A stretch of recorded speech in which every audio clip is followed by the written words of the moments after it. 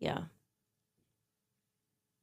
If I'm the FBI, I want to know who asked him what would happen when he dies. Because, again, you don't ask healthy 31-year-olds what's going to happen when they die. Mm-hmm. That's a weird question to ask a 31-year-old. Mm-hmm. 31-year-olds don't drop dead. Mm-mm. They just don't. And where he's doing, military training with Mikey, he's like, if anything happens, just go, walk, run. They were doing rehearsals. Talking about the amazing. They were running drills. And you know what Charlie it was like, 1, 2, 3, go, go. And Mikey was like, just practicing. Yeah. Totally. This is exactly. It just gets longer and longer. There should just be a book called Everything That Charlie Definitely for Sure Wanted and Asked For. Yeah. In the event of this tragic, never happened before assassination.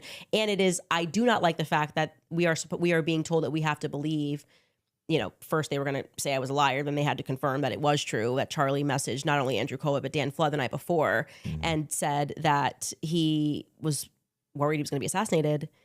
But shouldn't he have also, would he have not confided that to his wife? She didn't know, she had his phone. Okay, let's say that's true. Maybe you don't want your wife to carry that burden, that you have those fears, and you would rather prefer to say that to security and PR. But even if that is true, you're telling me that after his assassination, Andrew Kolvet didn't tell Erika? Right.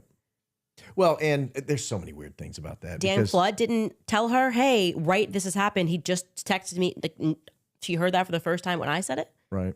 Well, she also had custody of the necklace that he never took off, and that she was crazy to try to find immediately in the aftermath. There's so many weird things about Erika and the 24 to 48 hours leading up to it and the 24 to 48 hours immediately after it that, somebody asked me yesterday, if you could answer one question about the assassination, what would it be? And my answer, what did Erika know? Did she know he was going to die the next day? Because I think the answer to that question is yes. In my opinion, I think the answer is yes. Number one question now that I have, I wouldn't say number one, but it's up there, is that story about the Jezebel person who wrote the article, had never written an article, and we're told that Charlie was so worried and the priests came over. This is what was told to Megyn Kelly. I believe Megyn Kelly. Yeah. She's a pretty straight shooter. And that the priest came over to pray 48 hours before to pray about this Jezebel article. That's new to me because the Charlie that I know, the amount of articles and witches and things that people were writing at all times, had a pretty good sense of humor about the left writing articles. And the priest coming over to pray about an article is now interesting to me. I'm going, okay, that's very interesting. And I'll tell you the biggest thing, which I haven't shared, but I'm going to do it before we go to sponsors. Probably shouldn't, but no, come on. I'm feeling a little punchy today because they're just getting me mad now, Good. right? They're just getting me mad with all of these attacks, nonstop attacking me with tongue of truth. Hey, we like when they make you mad because we learn more. Yeah, but the number one thing that I think about, this is actually number one. Andrew Kolvet, because I had no idea that he would be engaged in this cover-up and lying after Charlie's assassination. And I obviously was openly crying on the phone with him in the aftermath. And he painted a vivid picture for me in that immediate 48 hours. We were on the phone. And he told me about how when he flew, while he was on the plane flying, he had so much anxiety and it was pent up because everyone was messaging him while he's on the plane and, he doesn't know whether or not, Charlie was okay or whatever. And then he said that anxiety, he said, as soon as the plane landed, I got off of the plane and ran into Erika's arms on the tarmac and boohoo cried. He said basically fell into her arms and cried because he was had so much anxiety. Their planes landed an hour apart. So I just thought it was interesting that she waited to go to the hospital because who could say, I think we can say what we would do. We'd probably go right to the hospital. And, she did tell me that she found out Charlie was dead before they took off in Arizona. And I think about that a lot. Why wait an hour on the tarmac? And then despite waiting for him to land, they then went into different entries into the hospital. Erika went through the back and Andrew went through the front. So there's a lot there that doesn't make sense to me. But the hour waiting on the tarmac bothers me because you are with other people. You should get to the hospital as fast as possible. And why are we waiting for Andrew Kolvet?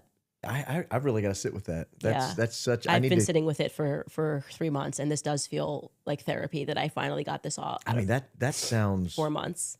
I need to go back and pull those plane records. I His and have hers. them. Yeah, and just look at the exact time. You can also look on the Skylar maps. can probably pull it up. We have a whole document on the plane records. And I don't know if you have Flight Radar 24, that I was but going insane about the plane you records. can see where the plane actually taxied to after landing, whether it went back to the FBO in the back or whether it was more in the public. Yeah. Public. He landed a lot later. That is more than an bizarre. hour if I'm remembering correctly. So that's something that I need to get off my chest. I wish they While made we you try to mad. pull that up, we will throw it to sponsors. I want you to listen to what she said, and I've done a little research, and I'm ready to talk about it. I wasn't ready to talk about it that night, but I am ready to talk about it now. And sit with it I have. I can assure you I don't have the pot belly that it looks like I have right there. I hate her chairs. I will never sit in that chair again, ladies and gentlemen. I kid.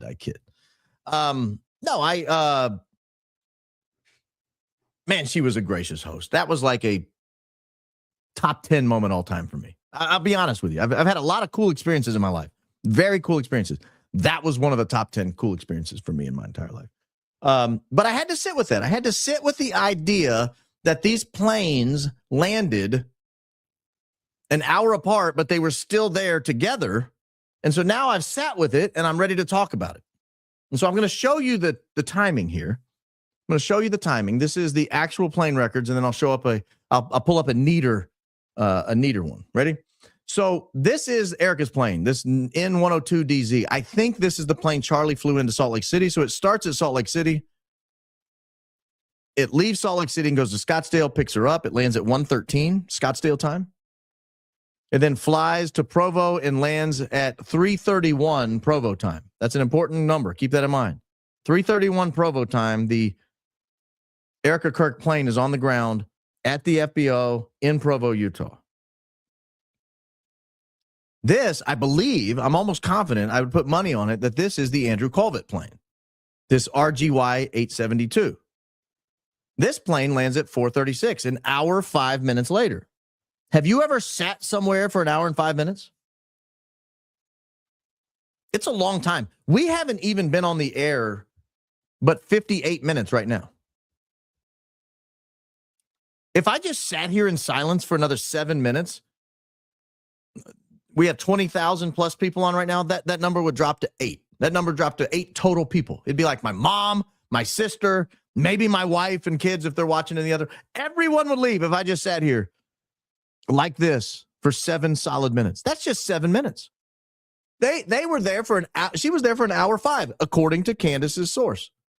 Her source being Andrew Kolvet, which I think is a pretty good source. Now, I'll bring up this other plane, this N40JD, in just a second. I'm not ready to talk about that yet. But I sat there and I wondered what is going on with this hour and 5 minutes. Let me show you. I have a little easier version to read here because I've converted everything to Utah time. So you can see now when I do this, you can see the Utah times. Let me make it a little bigger. Let me make it maybe 125. Is that better? Can you see that a little better? I think 150 is going to spill over. Nope, it's perfect. Okay. I've now converted this to Scottsdale time. To Utah time, excuse me.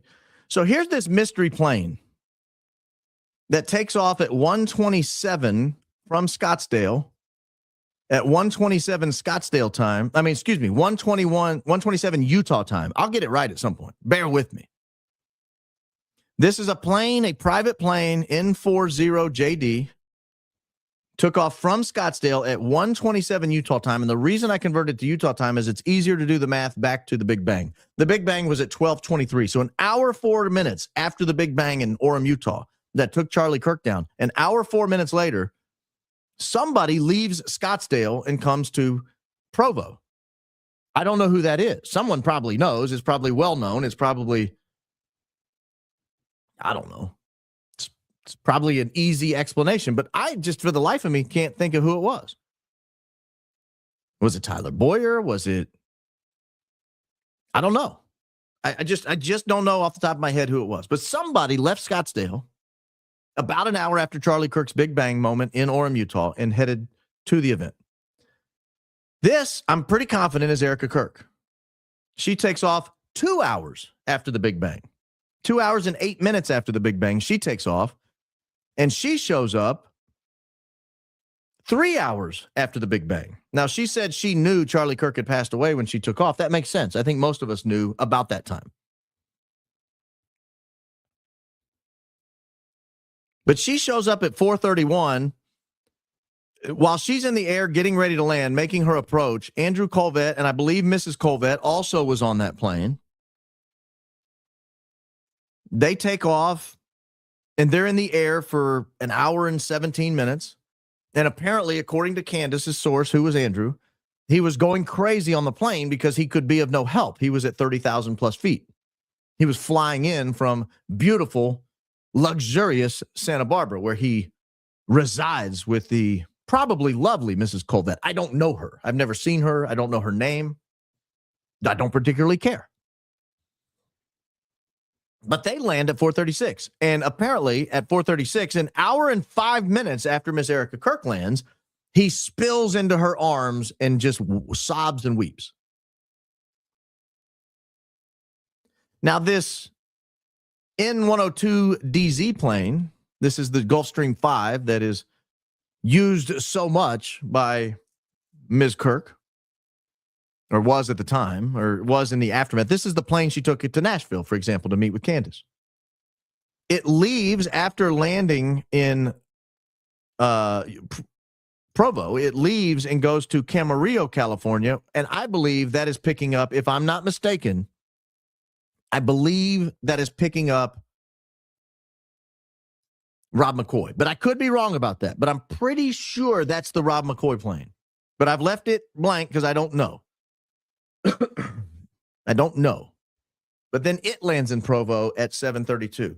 One of the things I like to point out about this is that right there, these flights, this is not unusual for them either. If you look at any of the events they go to, there's multiple private planes coming in from all. That right there could be anywhere from $50,000 to $100,000 worth of planes. And you wonder how they're able to spend $90, $92, $95 million a year. This is a lot of private planing. And these are not cheap private planes. This N-102DZ is one of the most expensive private planes you can fly. This is a Gulfstream 5. It's a very luxurious plane.